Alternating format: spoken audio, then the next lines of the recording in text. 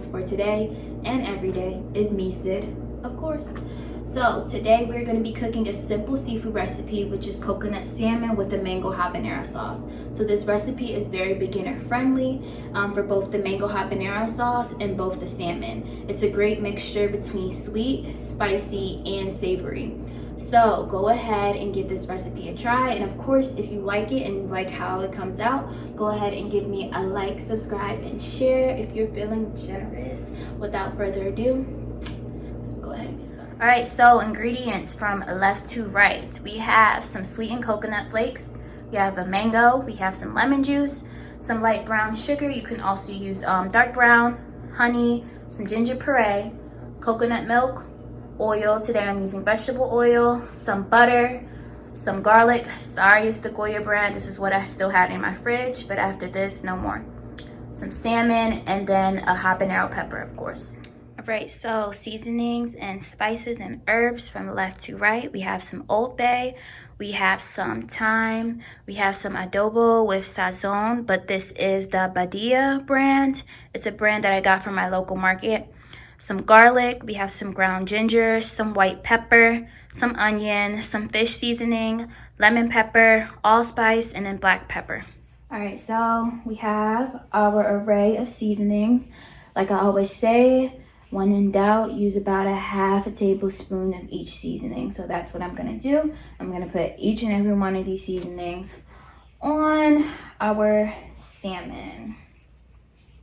So right now, I don't have them cut. I'm gonna cut them later.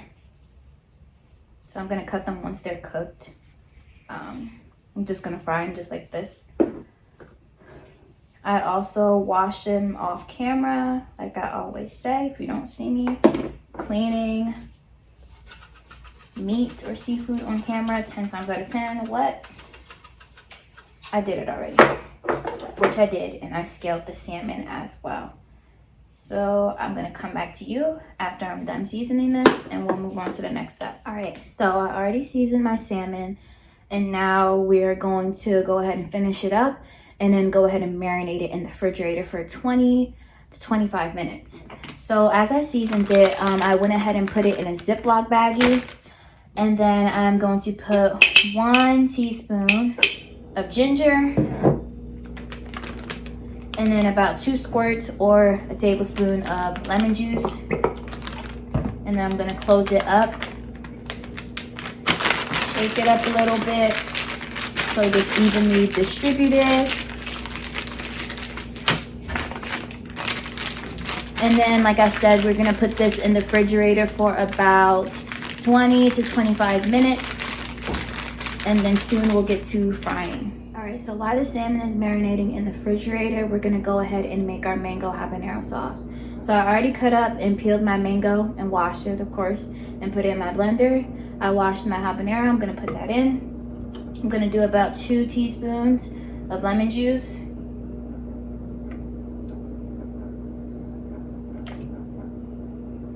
I'm gonna do about 1 teaspoon of pureed ginger. Come out.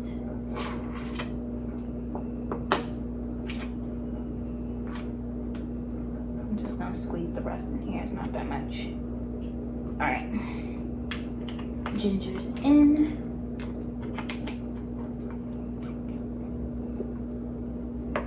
I'm gonna go ahead and do 2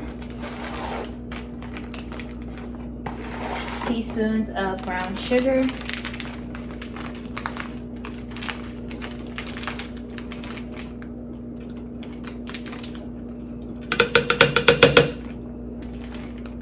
I'm going to go ahead and do 2 teaspoons of honey. 1, 2.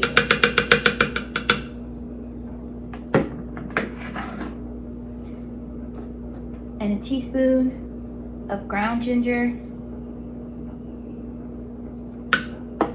Teaspoon of lemon pepper.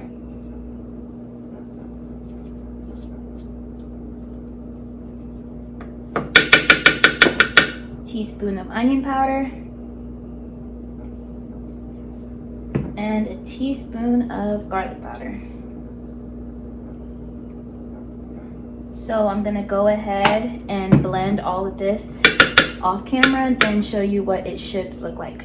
All right, so I went and blended it off camera, and this is what your mango habanero sauce should look like. As always, if you're not that into spice, you can cut half of the habanero pepper or even a fourth and put it in. Or if you just want more sugar, you can go ahead and add more honey in there, as well as add more brown sugar. So now we're gonna go ahead and get to frying the salmon, and then we'll go ahead and assemble the recipe. All right, so we're back. I went ahead and took out the marinated salmon out of those bags.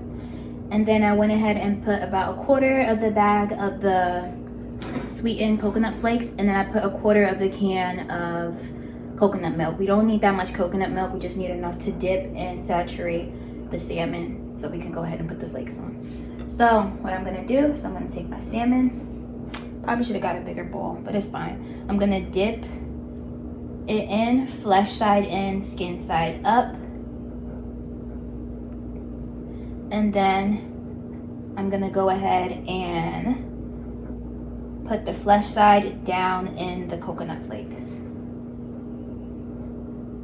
So I'm gonna press it down and make sure there's enough coconut flakes on the entire flesh side. Something like this. Gonna do the same with the other one.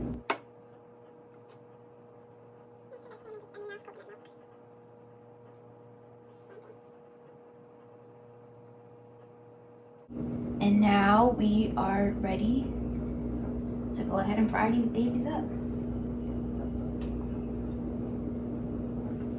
Alright, so I already went ahead and put my tablespoon of vegetable oil in, and I'm just going to put the salmon in flesh side down. So you want the skin up and you want the flesh down, just so we can cook the coconut flakes first so they don't move out of place. So that's what I'm going to do.